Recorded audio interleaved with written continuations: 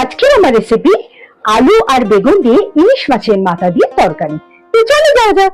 বেগুন আর আলু ডুমো করে কেটে নিয়েছি আর দুটো চেরা কাঁচা লঙ্কা নিয়ে নিয়েছি। এখানে আমি 4 পিস ইলিশ মাছের মাথা নিয়ে নিয়েছি। এটাকে নুন হলুদ দিয়ে আমি ম্যারিনেট করে নেব।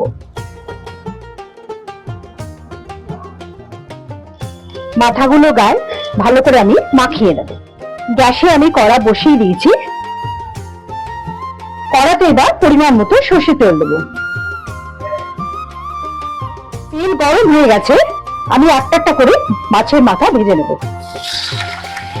মাছের আর এক পিঠটা উল্টে দেব।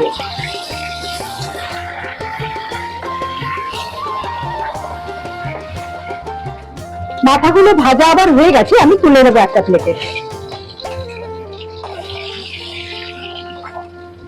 দিয়ে দেব দুটো চেরা কাঁচা লঙ্কা, সামান্য কালো জিরে, একটু নাড়িয়ে নেব।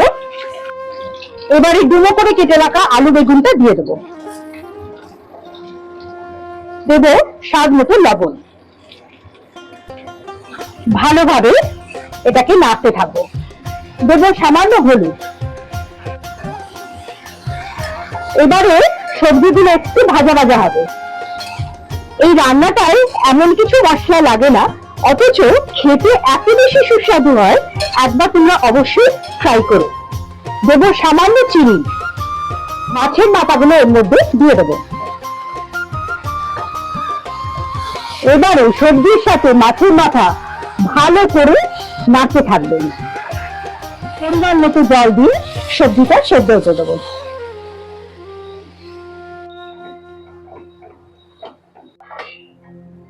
চাপাটা খুলে দেখি।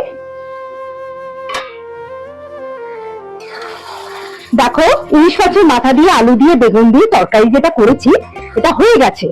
টেক্সচারটা তোমাদের আমি দেখাচ্ছি। মাছের মাথাগুলো এইভাবে ভেঙে যাবে আর এইরকম হবে টেক্সচারটা।